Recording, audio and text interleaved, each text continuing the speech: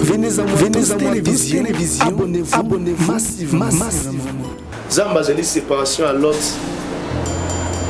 Séparation à Abraham n'a déconné Lot. Lorsque quelqu'un a séparation, Salamine Nzamba comme la Kisaï.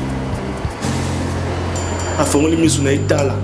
On a pessi na postérité na. Déjà ma musu mise sur le monde a se séparer na Lot. Et ma musu mato ine ko yoka kaka soko se séparer. Et ma musu maboko ne ko simba kaka soko se séparer. Et ma musu makolone ko niata kaka soko se séparer. Donc il y a des bonnes nouvelles qui viendront dans ta vie après la séparation. Il y a des témoignages qui arriveront dans ta vie après la séparation. Amen. Il y a des milliers que tu vas entrer. Il y a des endroits où tu as accès à endroits où il y a bien. Où tu as accès après la séparation. Amen. Soit à côté de la dimension. Imaginez mon togo là, Joseph. Oui. Zambé a créé la séparation. Joseph n'a pas de pour la promesse. Amen. C'est-à-dire que Zambé a créé un événement. C'est-à-dire que la trahison. Ok. Batekaye, Basale Boye, Pokaka. Joseph va vivre la promesse en Zambé. Donc Dieu peut utiliser, créer un événement. Pour que yo accéder à la promesse, pour que yo au monde élévation, vivre un peu de succès, vivre au monde. Là, nous avons un témoignage. Il y a des séparations. Mon sous-souné, ça qui peut mon salaire par exemple. Donc c'est comme ça que Joseph trahi par ses frères, mais c'était dans les plans de Dieu. Vous avez une coïncidence? C'était créé par Dieu. Créé par Dieu, qui soit trahi par ses frères. Et cette trahison s'est régée là, séparation de Joseph comme ministre en Égypte. D'ailleurs, nous allons permettre l'environnement aux Aoyo. Et pas moloté, l'environnement. Imaginez ce beau tami pour Zamero d'Akimisa Yesu. Akimisa Joseph Namarike, non Égypte, qui m'a pour avoir barré.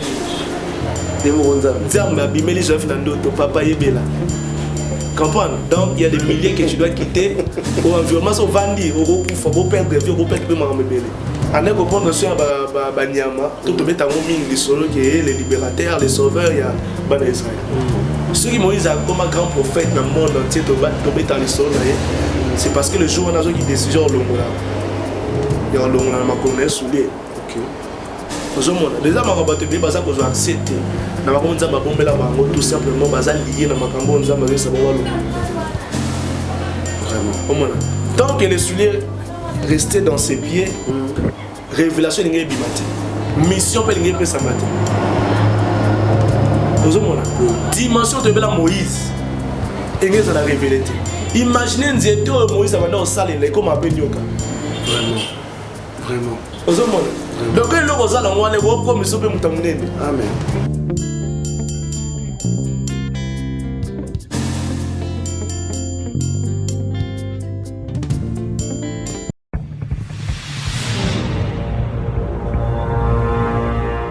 Venez à moi, vous tous qui êtes chargés et fatigués. Moi, je vous donnerai du repos. C'est la parole du Seigneur. Voilà encore aujourd'hui sur notre chaîne. Venez à moi tous pour parler de ce qui est de Dieu. Ce qui est de notre Seigneur et Sauveur Jésus-Christ. Nous, on parle que de Dieu. On passe notre temps pour parler que de notre Seigneur, de notre Créateur. Alors, sans plus tarder, je salue tout le monde. Je salue toute l'équipe de Venez à moi, Mag, et Venez à moi tous. Sans oublier Papa Lick Lucas et Maman Élisée Fidi. En particulier aussi le pasteur Freddy Soki, qui est notre coordonnateur. Sépare-toi. C'est ça le thème de notre jour. Bonjour. Sépare-toi. Sépare-toi, pasteur. Ok. Bonjour, papa Obed. Et bonjour, nous allons Venez à moi tous, TV. Nous profitons de sa mot de papa Luc Lucas, maman Élisée. Nous avons mon habit aussi, nous sommes besoin de vraiment. Nous avons s'abonner massivement. Nous avons aussi mot de l'évangile Joël Koumaba. Nous avons mot de moi, volume pasteur. Nous avons mot de papa Langai. Je suis le Kambakoun. C'est un peu ça. Voilà, la parole d'aujourd'hui que nous allons partager, Zali, sépare-toi mon frère. Sépare-toi, ma soeur. Nous allons évoluer avec le pasteur Freddy Nsoki. Pasteur Freddy Nsoki, je pense qu'on peut commencer avec la prière pour que nous puissions évoluer dans notre mission. Seigneur Jésus, sans toi nous ne pouvons rien faire. Nous voulons vivre ta présence au milieu de nous. Accorde-nous l'intelligence, la sagesse de communiquer ta pensée, ta parole pour le salut de plusieurs, pour la délivrance, la guérison de plusieurs. Au nom de Jésus-Christ. Amen. Amen. Amen. Amen. Amen. Pasteur, oui, mon papa. Pourquoi seulement le thème sépare-toi? Merci beaucoup pour la parole. La séparation est la responsabilité à moko na moko. Au mutufo azwa décision de se séparer na makambo susu pour accéder na makambo susu. Au commencement, Dieu sépara la lumière et le ténèbre. Nous avons créé la séparation, ténèbres et monango, lumière et mususu. Il savait le pourquoi. Voilà pourquoi les lois la terme la séparation. Parce que dans les belé, par exemple, pour ça accéder à la dimension mususu. Par exemple, pour ça mon makambo sika, ba simba makambo sika, ba vivre ba nouvelle saison. Mais ils ont makambo za ko empêcher bango accéder à la désir na bango na ba losambo bazo sala bazo faire ba exaucement tout simplement parce que baza lié baza attaché na makambo yo za ko empêcher bango ba accéder na makambo. OK. Et voilà pourquoi ce thème est là pour nous révéler makambo susu quoi. Ça va les aider à se séparer dans makambo peut-être ba quitter qu'une fois ba se séparer dans makambo bango ba accéder na makambo susu. Donc c'est un peu ça, c'est le message quoi. Avant d'évoluer, je voulais poser deux questions. Okay. Est-ce que la séparation elle est bonne ou bien elle est mauvaise? Bon, la séparation, et bien que je peux utiliser les moyens, moyens sur la ligne pour accéder à la promesse là. Soit à côté de la dimension. Imaginez mon Joseph. Oui. Zambé a créé la séparation. Joseph n'a pas de connaître pour la promesse là. Amen. C'est-à-dire que nous avons créé un événement, c'est-à-dire que la trahison. Ok. Batekaye, basale boye, pokaka. Joseph va vivre la promesse en Zambalobane. Donc Dieu peut utiliser, créer un événement. Pour que yo accéder à la promesse, pour que yo au monde élévation, vivre un peu succès, vivre au monde bébé. Là, nous avons un témoignage. Il y a des séparations. Mon sous-souné, ça qui peut mon salaire d'abord, par exemple. Donc c'est comme ça que Joseph trahi par ses frères, mais c'était dans les plans de Dieu. Vous avez la coïncidence? C'était créé par Dieu. Okay. Créé par Dieu, qui soit trahi par ses frères. Et cette trahison, c'est régé là, séparation, de permettre Joseph comme ministre en Égypte. Mais beaucoup de gens sont trop blessés, trop touchés dans autre séparation. Mais aujourd'hui, on voit le pasteur Freddy nous parle de la séparation. Oui, la séparation n'a jamais été facile. La séparation est toujours difficile. Okay. Parce que vous êtes attachés, vous êtes liés. Par exemple, la Bible c'est dans Ésaïe 59. Ésaïe 59, verset 2. On doit comprendre que et vous à la passe, mais pas si on a ceux qui ont mis en haut et puis si accès dans makambo mususu, dans makambo bien. Isaïe 59, le verset 2. Dans la premier verset pour que vous comprendre. Non, la main de l'Éternel n'est pas courte pour sauver, ni son oreille trop dure pour entendre. Mais ce sont vos crimes qui mettent une séparation entre vous et votre Dieu. Ce sont vos péchés qui vous cachent sa face et l'empêchent de vous écouter. Nzamba bien loko séparer ngana bino batu ezaba crime na bino ezaba masum na bino. Ozomona. Et loko zo kabola mutuna nzambe. Ezane de sum. Ce que vous en posé ce que nzamba yo kayo nzamba mona, il faut yo pour se séparer na likambo na lisumu. Ozomona. Ezama makambo zo kabola yo na makambo bien. Ezo kabolo na nzambe. Est-ce que vous préférez aux anangambo mabe ou préférez aux anangambo bien? Anangambo malamu. Si vous avez la séparation dans Zambie, à cause de l'isumu, à cause de l'impudicité, à cause de l'homosexualité, à cause de l'IPD, à cause de la makamunio sur ma béwana. Il y a un kabolo dans Zambie. Mais ce qu'on a dit, c'est que les sumu ne sont kabolo ngana bino. Jusqu'aux amis aussi quand nous a séparé dans Zambie. Yo préfère nous en abattre, préfère les nombres il y a Kobo, ou te faut nous PD, nous a séparé dans Zambie. Mieux vaut se séparer dans comportement, dans attitude, pour une relation bien dans Zambie. Parce que yo ça la choix. Pour nous dire qu'on c'est que tika mabe se séparer dans mabe wana ou kabolo dans Zambie. Pour yo ça lié dans Zambie. C'est simple. Donc ça peut te blesser, ça peut faire mal, mais ça a la raison oyo. Et puis que non, il y a la vie éternelle, il y a ma belé. Il y a des avantages sur les Zambie. Mais des désavantages sur les Zambie. Probablement le salaire du péché c'est la mort. Donc il faut foutre les lots et la fin du mois foutu. Ah oui. Donc c'est un peu ça. Mais la séparation dans les églises aussi. Parce que là on voit pas le péché, mais quand un autre pasteur trouve qu'il peut aller ailleurs, laisser son pasteur, c'est aussi bon ou bien c'est mauvais? Bon, il y a des circonstances. Par exemple, les pasteurs ont commis magicien comme occultiste. Aux années. Soit des occultistes et des magiciens. Mais ceux qui sont magiciens et occultistes, c'est faux années. C'est-à-dire que beaucoup de se séparés, mais c'est division. Ok. Hein? Par exemple, Abraham et Lot. Mais ils ont resté. Voilà pourquoi Abraham a intercédé pour Lot. L'autre qui sauvé, c'est à cause d'Abraham. Oui. Bien qu'il va séparé. Mais quand même, contact qui même de loin, c'est mon frère. Par exemple, l'homme quittera sa famille et s'attachera à sa femme. Ça s'est séparé, c'est une séparation. Mais dans le sens, il y a bien, dans le cadre, il y a bien. Au commis Mathieu, au commis Fobala, je vais te séparer de ta maison. Place au cola, place au cola. Ok. Donc, mais il y a des séparations, je suis obligé. Mais même dans l'église, ça se fait. Par exemple, les pasteurs ne vont pas bomber, ils vont dans la place. Soit pasteur, au moins, il y a ma baie. On respecte, on honorer, mais c'est nous à distance.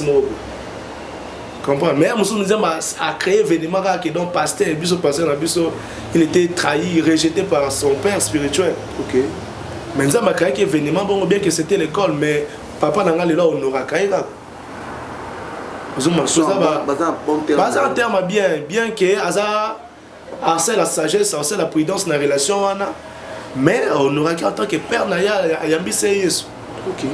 Donc, mais apparemment, c'est pas facile que dans les églises, que les serviteurs de dire entre eux-mêmes, que base à la séparer, base à la paix en bon terme. Bon, séparation,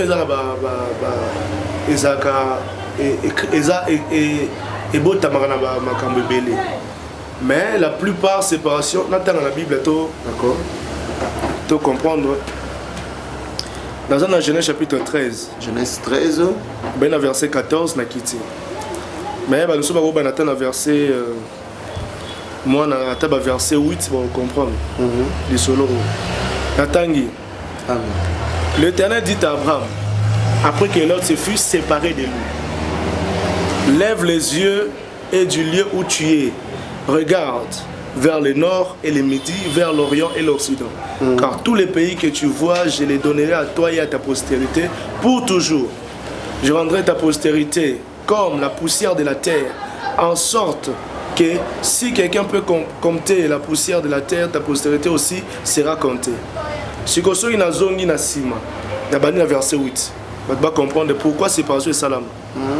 Abraham dit à Lot, qu'il n'y ait point, je t'ai pris, des disputes entre nous, entre moi et toi, ni entre mes bergers et tes bergers, car nous sommes frères. Tous les pays n'est-il pas devant toi? Sépare-toi donc de moi. Si tu vas à gauche, j'irai à droite. Là, c'est Abraham. Si tu vas à droite, j'irai à gauche. Abraham a dit ça dans l'autre parce que discussion moi botamaki, dispute moi salamaki, ba berger Abraham na ba berger à l'autre. Vu que l'on a besoin comment qui est belé, donc richesse c'est tellement belé et ça qui est discussion côté. Mais va continuer sur route ensemble les à la quitter. Voilà pourquoi ba yo kani non tout se séparer yo soki la gauche na la droite. Donc tout kabala banzela. Maintenant là on est salama la séparation. Écoute ce que la Bible dit. L'Éternel dit à Abraham après que l'autre se fut séparé de lui. Dans un baseli séparation et Abraham dans l'autre quoi il s'est moment. ozomona yama musu nzamba alobelo kaka soko kabwana eloko wana kabwana mutu wana amen yama musu oyo kaka te nzamba alobela ka ote soit au accéder à la makambo te tout simplement tu es lié à l'autre déjà ba te belé ba otamana ba l'autre ba vie na ba ça dit que les gens là au moins boy aux en na vie soit comportement moko boy attitude moko boy relation moko boy mais relation là ils ont privé yo au monde na makambo sika au accéder na makambo sika au vivre ba dimension musu na nzambe ozomona voilà pourquoi il y a plusieurs vies au bazar bazo tourner sika moko soit bazar limité na ba makambo bele tout simplement parce que séparer na ba l'autre na ba ils ne veulent pas se séparer. Ils ne veulent pas se séparer malgré ba conflit malgré ba discussion malgré bazo mona ke mutanzo me mena nzela mabe me bazaka malgré ba mésattentes malgré donc baza ko discerner te que faut batambo na batongo voilà donc garder relation mo boyo ça pour empêcher au mona nzambe au mona bénédiction au vivre abondance au vivre impact au vivre succès de yo zakaka na batabongo. Mais pasteur, essayez un peu de toucher ma poignée sur vous avez trop biblique. Merci. Dans le sens que vous avez touché la séparation sur tout le point. Oui, bon, mon temps ne doit pas comprendre la langue. La Bible a ma soleil belé, il y a ma séparation belé. Imaginez mon toloko la Jonas à matina maswa ya bato. A futipe mbongo nae. A matina masuwa bato mais le fait qu'à matina masuwa wana problème est côté na masuwa bato na bakomi ko subir ba perte ba marchandise na bango bato wana tempête était mela bango vent était mela bango à cause ya nani à cause de Jonas déjà bato mususu baza lié baza attaché na bato bazo mema bango ba tempête mais bazo discerner te bazo yeba pété à cause ya muto tambula kana yi OK muto wana mema mabe moko na vino yo po yebaka te motambulaka na ye oliaka na ye omelaka na ye soko kabwana moto wana te tu vas commencer toujours à perdre des choses. Amen. Jonas amata na masuwa bato wana bakoma kobwaka ba marchandise na bango na mai bango ba yebeki te na nazo causer mais jusqu'à ce que ba vendre ba non ce n'est pas normal o eza sous normal te il y a un problème to yeba na nazo memela biso likambo yo na nazo causer ba perte yo et ba sala ba analyse ba luka jusqu'à ce que ba mona que c'était Jonas lorsque ba se séparer na Jonas ba Jonas ba boaki na mai ne kimezonga wow le ba mususu kimezate la vie na yo parce que muto tia la vie na yo muto liaka no tambola kana ye o partager que ba intimité yenda zo mema ba tempête wana ozomana mais lorsque vous avez décision bon bien ka futa ki mbongo na ye bien que naza mutamalamu bien que hôtel ba paramètres belé mais moto fona zané so na va nesosté pourtant que yoko va na yé makambo yo simate bon mon logo bana na 10 pas ozongi na D o comme na 100 a o comme na 20 parce que moto na zo sanini sur le plan spirituel azako défavoriser yo azako bendo ba makambo oyo zo ebate ozomona donc ça décision ya yo moto faut zo lorsque tu remarques dans une relation, lorsque tu remarques dans une société, lorsque tu remarques dans n'importe quelle activité au salarié, bandana s'associe à mon tour dans la société. Moi, par exemple, j'habite avec un ami. OK. Un dans la communauté. Dans une belle même maison. Oui. Voilà, c'est une nazana. La salle où on peut avant la comme place au Nazar. Nazuye to vanda na biso na ye pas to vanda na biso mais comportement maso est malamu te bien c'est mon ami to tangana donc vraiment mais les phases qui na ndaku mama mususu imaginez mbeto boye na no l'autre souste wow sibo la bibi na l'autre mingi dans le bilanga mingi na bandoto tout ça et belé mais ça li constant des semaines bolo tate chasso loti donc au boss na bandoto qui na retraite pour la semaine na sambeli et na qui retraite ba sanga maso zana ina causer makambo et pourquoi à côté ça basi na mbeto nga la kasala bobuzo ba OK omona à côté ça basi kuna sa bobuzo ba na mbeto donc asuya kana eli omona le cause qui ngana no mona société à cause ya master wana siko antaka la ki master Nathalie Kenga Naza Moussani Nazam. Je peux pas continuer à vivre avec lui parce que Azal ba principe na conseil mayo karaté, na pese ba conseil tala ba yo karaté. Jusqu'à ce que na le pont vendre ba no pesa ba rapport na sur Nazala te mambo sala. Ta ko tsala ba si asala ba.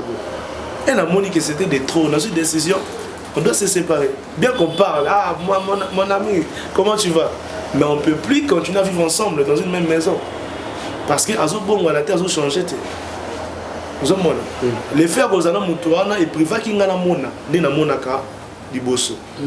Mais lorsque tu s'es séparé, dans cette service à prière, ni na moment parce que notre zone normal. Donc j'avais payé le prix bien que c'est mon ami, bien que c'était mal. Ainsi mas la personne une semaine Luka place au Kende. OK. Ozomona, type à Luka Kenda, bien que c'était mal, mais ça n'a mais j'étais obligé. Ozomona, parce que Moussanga non ça les 5 na mona, son na mona té. Ça sert à quoi? L'Éternel dit à Abraham, après que Lot se fut séparé de lui, lève les yeux et du lieu où tu es, regarde vers le nord et le midi, vers l'orient et l'occident. Car tous les pays que tu vois, je te les donnerai à toi et à ta postérité pour toujours. Zambazeli, séparation à Lot. Séparation à Abraham, n'a déconné Lot. Lorsque quelqu'un a séparation, Salaminde, Nzamba, comme la Kisaï. A formulé mis sur Itala, on a pessi na postérité na. OK. Déjà ma musu mis sur mon naga so se séparer na l'autre. Et ma musu mato ine ko yoka kaka soko se séparer. Et ma musu maboko ne ko simba kaka soko se séparer. Et ma musu ma colonne ko niata kaka soko se séparer. Donc il y a des bonnes nouvelles qui viendront dans ta vie après la séparation. Il y a des témoignages qui arriveront dans ta vie après la séparation. Amen. Il y a des milliers que tu vas entrer, il y a des endroits où tu as accès à endroits où il y a bien, où tu as accès après la séparation. Amen. L'autre c'est l'Ikolbanin. Parce que tu ne faut pas comprendre. L'autre, mais va te sa signification à l'autre, tu na Marc. Marc 15. Marc 15.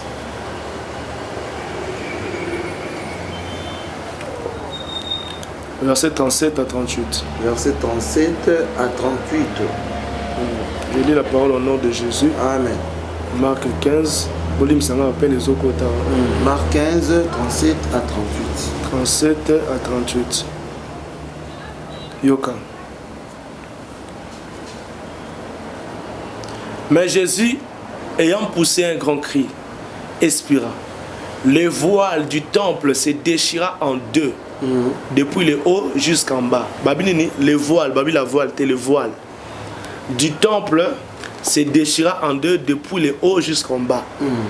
Sikoyo, Lot en grec, son nom signifie voile. Le voile, pas la voile, le voile, soit couverture.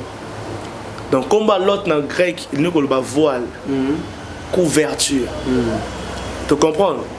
Ce que c'est ok, dans Exode 26. Exode 26. Exode 26, verset 33. Exode 26. Verset 33. Verset 33. Tu mettras le voile au-dessus des agrafes et c'est là, au-dedans du voile, que tu feras entrer l'arche du témoignage. Le voile vous servira de séparation entre le lieu saint et le lieu très saint. Comme il y a l'autre, il a signifié voile. Et tout autant à la marque que lorsque Jésus a poussé un grand cri, le voile du temple s'est séparé en deux, et s'est déchiré en deux. Il s'est séparé pourquoi? Parce que il y avait dans le tabernacle, dans le sanctuaire, dans le temple, il y avait des lieux très saints, il y avait les lieux saints et les parvis. Ce qu'on voit, les bannières qu'on séparait, les lieux très saints, dans les lieux saints. C'est-à-dire que les lieux très saints qui est réservé à souverain sacrificateur. Et les lieux saints c'était pour les sacrificateurs et les lieux, les parvis c'était pour le peuple. Donc tout le monde n'avait pas accès le lieu très saint. C'était réservé qu'au souverain sacrificateur. Il entrait là-bas qu'une fois dans l'année. Donc c'était un lieu réservé qu'aux sacrificateurs. Ce n'était pas pour tout le monde. Mais lorsque Jésus a crié, maintenant c'est le lieu qui était réservé qu'aux souverains sacrificateurs et c'est déchiré. Donc après si accès à Batunios. C'est-à-dire que vol wana ba neko boya accès na Batunios vol wana c'est katani. Nous sommes là qui dans la bateau faut pas kata ba voile. Et ça bateau faut pas longa ba voile. Ba longa ba lot ou les voile la grec. Pour pas nini. Accès la place où ils a catégorisé quand la catégorie à Batunios. Ils a réservé la catégorie à Batunios. Mais tu comprends là. Je comprends. Jésus a crié c'est que ça na bateau peut pas faut pas ça là ba makambo. Pour pas ça nini. Pas accès. Jésus a payé les grands, il a fait à Sali Makambo Moko na croix lorsqu'il a crié. Rideau banek pour empêcher battre pas contre le stress. Il doit ne pas souka pour que ça va tourner sur accès. Au monde, il y a une gloire qui est à cause de la motomoko, il y a un mariage qui attend une personne qui nous suit, il y a une guérison qui attend. Amen. Il y a des bonnes choses qui attendent des personnes qui nous suivent. Amen. Mais même pas avoir accès à la parce que voir les anneaux déchirés. Tant que voir les causes à la déchirée, aussi on n'a pas envie. Vraiment. Parce que dans le lieu très saint, c'est là-bas que la voix de Dieu, c'est là-bas la gloire de Dieu est descendre. Quand on dit que on peut savoir ordre pour ma caméra na katiko. Et mon nom est comment des cas souvent sacrificateur na bana oyoka. Ce que yo za poso yoka au vivre dimension wana dimension likolo. Niveau likolo za poso mataba niveau. Mais ce que yo séparation sur ça la montée pourquoi sur ça la montée dans la source na Exode chapitre 3 le verset 5. Exode 3 le verset 5. Enseigne-moi, pasteur. Yoka.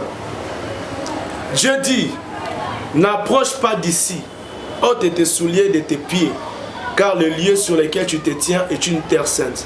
Là, on attend la sima pour comprendre les choses. Yoka, la verset premier.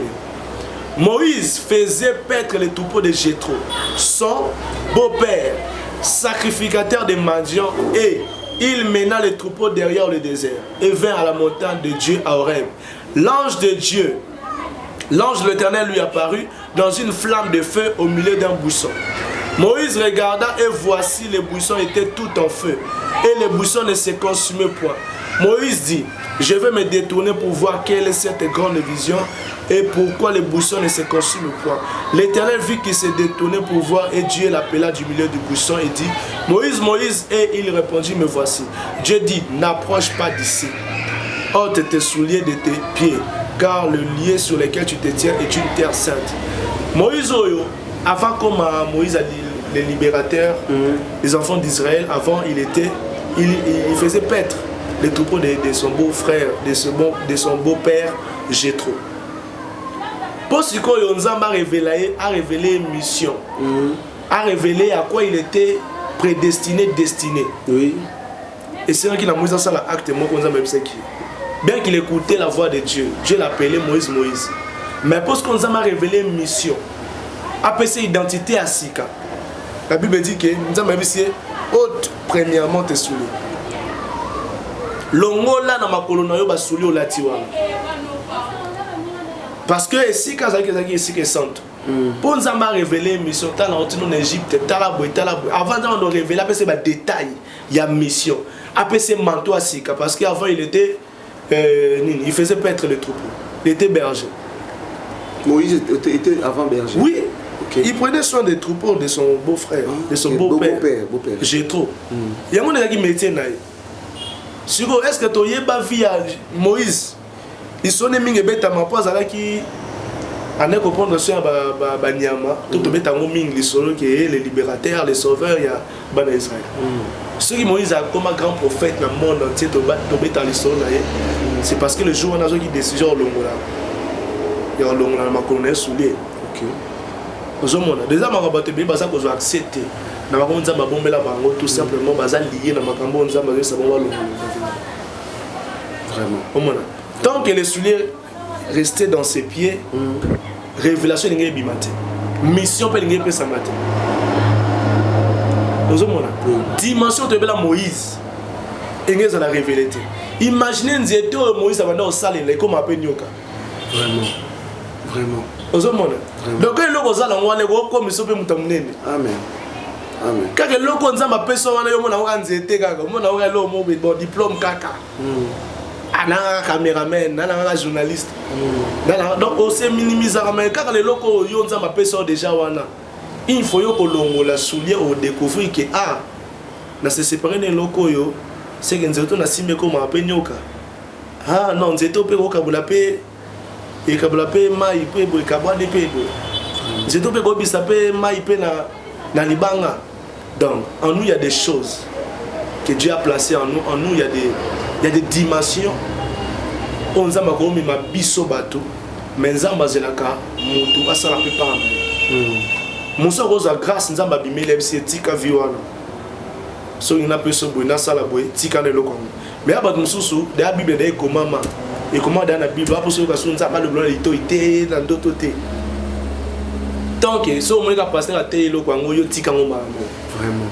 Yo za den zama Bible na Bible Moïse bon mon fils qui nous met à ma bé aux la ange mo la roba pembe et so bon mon fils tika basi abatu tika mibale abatu tika kindumba tika ekobo tika magie tika kipede tika yo za la angelu ya pemba ya oh pasteur déjà tenga na bono te ala wa angelu da la biso.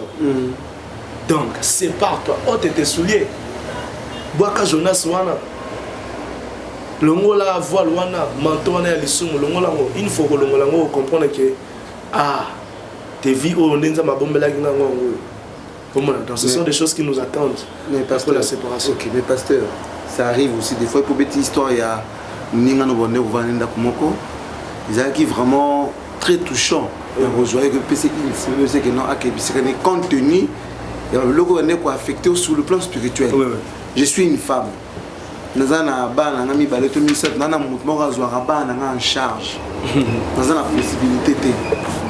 Mais pasteur Freddy de la TI à lobby vieux aux hommes dans malamuté sépare-toi. Financièrement on a vivre en dernier. OK. Bon balé sarabana, atangi sarabana. Na message na monde na vivre en Comment je peux faire? L'Éternel est mon berger, je ne manquerai de rien. Là, c'est David qui dit. Yo, moi aussi, mon balozan, il y a comme un berger. Ah, parce que l'Éternel qui est notre berger. Je ne manquerai de rien. C'est Dieu qui va pouvoir à mes besoins, ce n'est pas mon mari. Amen, amen, amen. C'est comme si moi, c'est comme si Jésus-Christ est mon papa. Amen. Seigneur, je n'ai personne pour m'aider. Amen. Tu vas pouvoir à tes besoins. Amen. Aux hommes, Isaac écoute, ouais. Et là, Abraham, c'est moi, unique fils, il a obéi. Voilà. Mais par la foi. Parce que j'aime Dieu.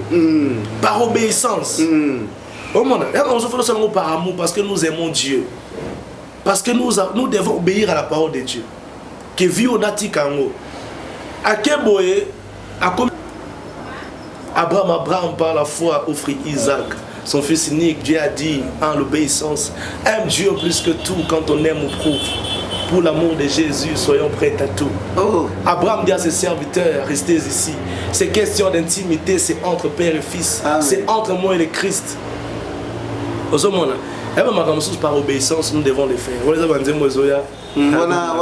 a rap dans le Seigneur. Là, c'est une chanson. Ce que Politaire Aza, il a le Politaire dans la studio, 15 chansons album. 15 déjà? Ouais. Wow. Nous travaillons dans la studio, nous avons aussi là qui, mais malé, mais pour il faut ça ah, parce que tu me rappelles. Ouais, nous avons besoin de OK. Ouais. Je suis compositeur, je suis manager, nous avons plusieurs casquettes. Wow. On aura le temps de parler de ça. Par obéissance, lorsque tu obéis à Dieu, lorsque tu as la foi, Dieu va pourvoir. Lorsque Abraham, comme la montagne, il y a moi, pouvoir, on a besoin. Donc, il y a dans Jean chapitre 5. Jean chapitre 4 plutôt. Et ça, les solos, femme samaritaine.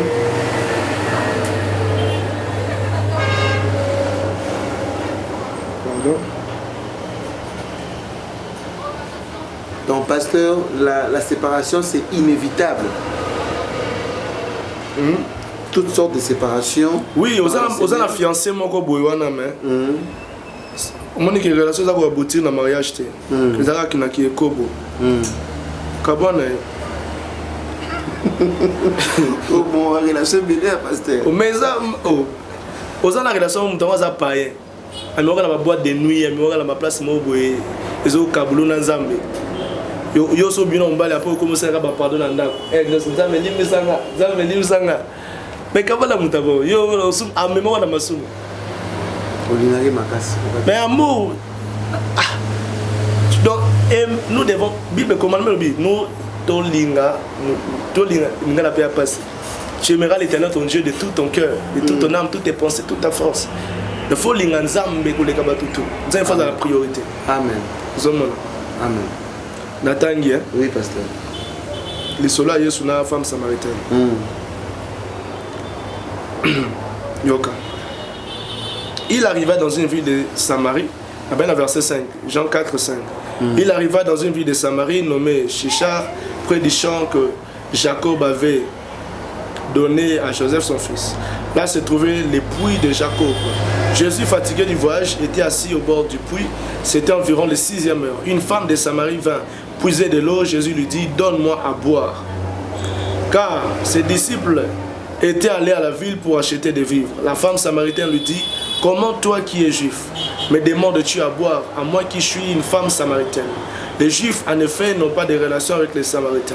Jésus lui répondit, si tu connaissais les dons de Dieu et qui est celui qui te dit donne-moi à boire, tu lui aurais toi-même demandé à boire et il t'aurait donné de l'eau vive. Seigneur, lui dit la femme, tu n'as rien pour puiser et le puits est profond. D'où aurais-tu donc cette eau vive? Es-tu plus grand que notre père Jacob qui nous a donné ce puits et qui a bu lui-même ainsi que ses fils et ses troupeaux? Jésus lui répondit, quiconque boit de cette eau aura encore soif. Mais celui qui boira de l'eau que je lui donnerai n'aura jamais soif. Et l'eau que je lui donnerai deviendra en lui une source d'eau qui jaillira jusque dans la vie éternelle. La femme lui dit, Seigneur, donne-moi cette eau afin que je n'ai plus soif et que je ne vienne plus puiser ici. Va, lui dit Jésus, appelle ton mari et viens ici. La femme répondit, je n'ai point de mari. Jésus lui dit, tu as eu raison de dire, je n'ai point de mari. Car tu as eu 5 maris et celui que tu as maintenant n'est pas ton mari. En cela tu as dit vrai. Seigneur, lui dit la femme, je vois que tu es une prophète, tu es un prophète, tu es prophète.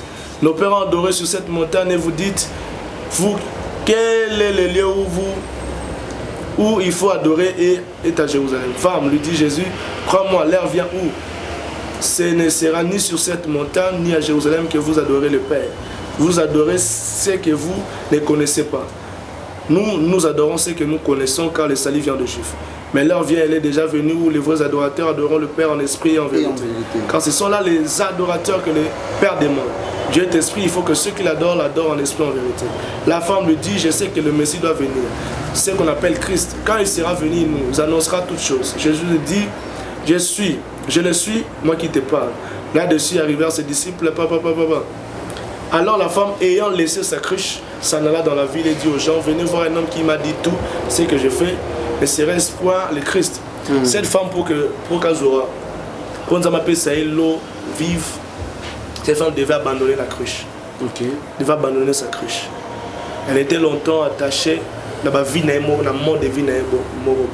Il sortait avec les maris à bateau, tout ça. C'était sa vie. Mais lorsqu'il a rencontré le Christ, elle était obligée d'abandonner cette vie pour que nous ayons paix sur la vie à Sika. Seigneur, donne-moi l'eau vive. Nous avons paix sur la boue, ça est la boue. Mais nous avons prêté à ça là où nous avons besoin de savoir. Nous avons plusieurs personnes. Zambe, salabwe, pesangabwe, salabwe. Mais nous avons mis sur tika kakelo qu'on a appelé. Cette femme avait abandonné la cruche. Lorsqu'elle a abandonné la cruche, nous avons Zambé, à quoi taper la vie, il a changé l'histoire. Donc, yo pe motoza dans la vie wana. Ti kaka comment ali nzamba opesa. Amen. Yo to sans nzamba fais ça par amour. Aime Dieu. Tu verras ce que Dieu va faire dans ta vie. OK. Yesu a commis des bossons tomber à Lazare. Jésus était prêt, il y a oublié que ça, il y a aussi que ça Lazare. Mais condition moi c'est ça bango ôter la pierre. Voilà. Voilà il part en nzamba était face à là. Il part na bango bato. Dans les cas nyonso, ils ont la part ya muté, na part en nzamba. OK. Mais moi c'est difficile pour nzamba, moi c'est facile pour na. Ôter la pierre. Si tu veux voir, revoir ton déco Lazare, nzamba bisio ôte premièrement la pierre. Longo lango. Les bango la zone obligose à la paix, incrédité aux anango, les sommes aux anango, relation à ma anango, kindumba, nyonso mabe aux anango. Tu as besoin de la guérison, tu as besoin de la délivrance. Vous avez pour ça m'a changer la vie nayo, mais il y a une pierre que tu dois ôter pour que vie écoute, pour que celui-ci écoute. Amen. Si tu veux que Jésus parle dans ta vie, dans ta destinée, si tu veux que Jésus dise Lazare sort, tu dois ôter la pierre. Amen. Les restes sont dans mon sang. Amen. Donc c'est un peu ça. Amen. Voilà, abonnez-vous massivement, partagez les émissions pour que ça soit moins plus fort. Tout le Canada toujours on a serviteurs de Dieu tels que Pasteur Freddy, ceux qui peuvent partager ce qui est de Dieu, comme je le dis souvent. Pasteur Freddy, est-ce que nous avons joyeux à placer nos moutons ensemble ici comme et puis quand même nous avons vu Kabouana Moutouana? Oui, Nabi, hein. Zambazali Azanzambi. Zambazala ba plan. Ah ça il a imaginé Zamba Otambulana na Judas.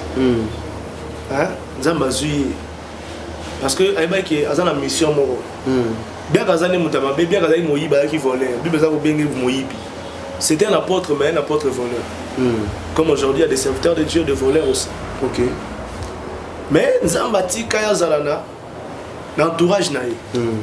Nzambati Moussou Bazan en vie naïo pour une mission. Pour te former, pour te préparer aussi. Nzambati Kaya Judas Zala Pembe Noir. Mais c'était pour une mission. Yote Kayesu. Donc Dieu peut permettre que des mauvaises personnes, Dieu peut permettre que Yosa Moïse Okolanda va faire. Nous allons permettre que Joseph au sein à un moment dans le Potiphar. Un moment quand tu es en prison. Donc Dieu a dans le linga tamusa mokina. Pourquoi nous allons permettre Daniel à travailler un magicien, un occultiste? C'était aussi pour créer la différence. Entre ceux qui servent Dieu et ceux qui ne servent pas Dieu. Pourquoi Dieu peut autoriser que Motoga Daniel Babou qui est dans le lieu à permettre que Babou a caillé donc à côté on n'a pas balion. Donc, nous allons permettre de changer mes chats à bien les gars pour la moto. Si Dieu est le fait de vos rangs, tu vas dans la moto, la moto. Dans des épreuves, dans des combats que tu découvres que nous avons ça, si vous avez la tête, tu vas dire que nous avons ça. Comprends? Dans des épreuves, des problèmes, ils ont un peu glorifié comme moi. Donc il y a des maladies, des situations. Juste car pour comment nous allons glorifier. Dieu permet cela dans ta vie. Voilà. Donc c'est un pasteur. Vous savez que les mots de la séparation, ça peut créer aussi la bloc à ma casse, dans le foyer, dans la famille, dans la bloc et parce que quand on parle de la séparation, je ne sais pas si je me trompe. Mais oui, les abattements sous environnement oyoza et sa fertilité pour nous. Si vous faites un environnement et vous avez un mboka mo vanda mboka wana e pambolote. Nous avons quitté l'amboko longa mboko ke na mboka mususu. Oh là nous dans la France, peut-être France est dans pour na yote. Peut-être dans le Congo. Vraiment. Donc je dois te séparer avec la France, venir en RDC. Ya mususu dans la Congo, ils a place na yote. Place nous avoir Joseph Olonga kana faut qu'il nekuna. Vraiment. Faut qu'il ait l'Égypte. Pour aller au Pambo, mais souvent la cano aux alabons et au changer. Vraiment. D'ailleurs, nous allons permettre bon environnement aux aoyo. Et pas mboloté, bah au bon environnement. Imaginez ce beau tami boué. Nous avons eu Akimisa Yesu, Akimisa Joseph na Marie qui est en Égypte au Kimakuna pour avoir barré bino. Nous avons abîmé Joseph Nandoto, papa Yebela. Comprendre? Donc il y a des milliers que tu dois quitter pour un environnement. Si on va dire, il faut perdre vie, il faut perdre vie. Comprendre? Donc il y a des environnements où il faut se séparer, il y a des personnes où il faut se séparer. Même dans les réseaux sociaux, il faut le comprendre? Donc il y a ma page, il faut se désabonner. Ma chaîne YouTube, il faut se désabonner parce qu'ils ont fertilité pour nous, ils ont contribué à la croissance spirituelle. Tu dois créer la séparation entre Makambo et Kablo Nanzam. C'est-à-dire qu'ils ont béni sa vie, ils ont alimenté au terme de malade. Voilà. Le pasteur est en train de nous parler de la séparation. Nous qui se disent que nous sommes les enfants de Dieu. Osa toujours, au Vandara bateau, puisque tu dois te séparer de ces gens-là. Le pasteur lui-même a donné son témoignage qu'il s'est séparé de son ami. Autre Robin a peut-être meilleur ami, juste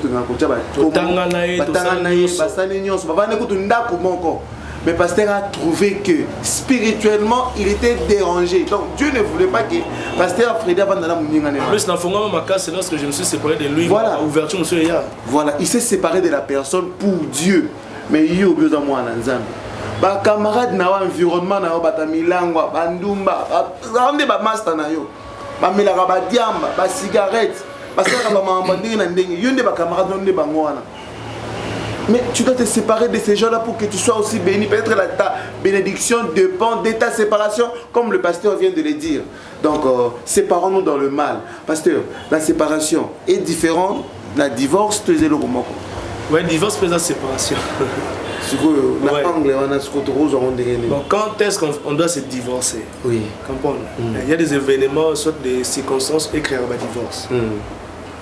La Bible autorise que ceux qui est sengé le cabana mutuana par exemple ça païen yo chrétien moni qui olingi païen mo boy ameno viti enda bi cabana boya e boya e a toujours balier ato balier Bible le bit na cas il y a infidélité même il y a infidélité oui comprendre mais condition ni so boye so ya ma me belé ya wa za peut-être enseignement mususu want to côté ça ma me belé la carte ya divorce wala mais quand le pasteur Frédéric parle de divorce alors bah t'es copain copine divorce c'est utilisé seulement pour le marier. Imaginez ce que la bête dans les sols on va te clôturer Zambe la femme Ève c'était la femme selon la volonté de Dieu.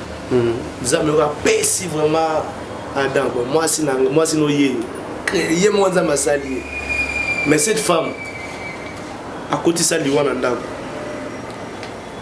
mobile a peur d'autorité de kola banyama mobile a peur de musala na jardin de à cause ya moi ça peut ça qui accès na sota aujourd'hui mais ça divorce babota bana ti donc il y a des problèmes qui peuvent arriver dans le mariage ils ont été capables pour créer ce pour ça divorce le monde essaie de maturité dans le mariage pour consulter ba pasteur mais monsieur si on divorce ndenge la maturité ndenge on memile on ça divorce donc voilà pourquoi nous avons ça la pardon ça OK donc l'amour supporte tout na bolingo là makamzuzu na bolingo fo bolingo dans ezipamiso le monde a ngoté traitant on peut boleki.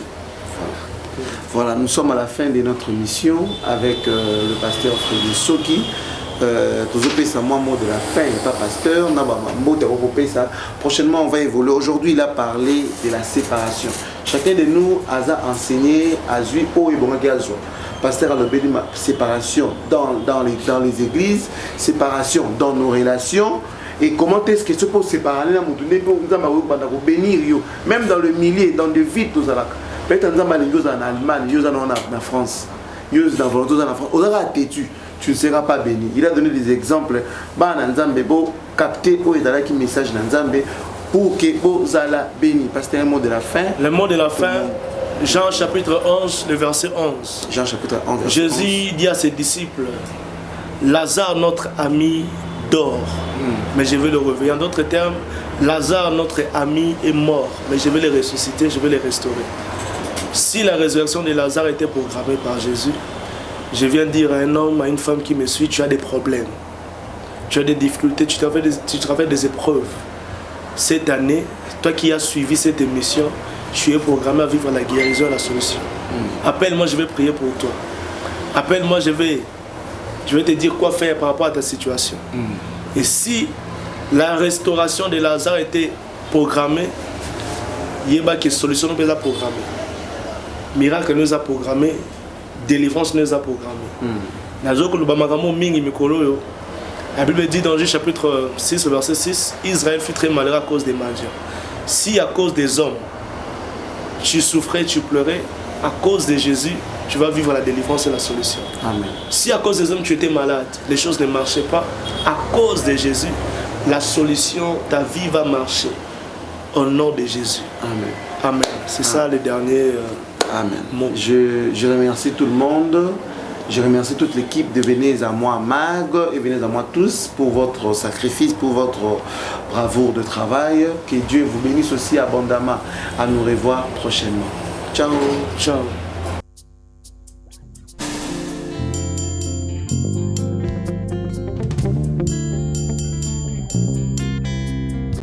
Venez à moi tous. C'est les cultes personnels, en famille, collectif et plus. Ordre et mission, Matthieu 11, 28. Venez à moi, vous tous qui êtes fatigués et chargés. Live, musique, événements, prédication, enseignement, lecture et méditation de la parole des dieux, témoignages, le direct et beaucoup plus encore. Jésus, il appelle tout le monde, à l'exception des personnes. Venez mon frère, au travers de nous. Venez mon frère, au travers de cette œuvre. Nous œuvrons sur les médias. Pour toi et pour moi, et pour tout ce que le Seigneur permettra. Et c'est là pour sa gloire, dans le nom merveilleux et glorieux de notre Seigneur Jésus. Partagez et abonnez-vous massivement. Venez à moi tous. Jésus-Christ est Seigneur et Sauveur. Venez à moi, télévision, abonnez-vous massivement.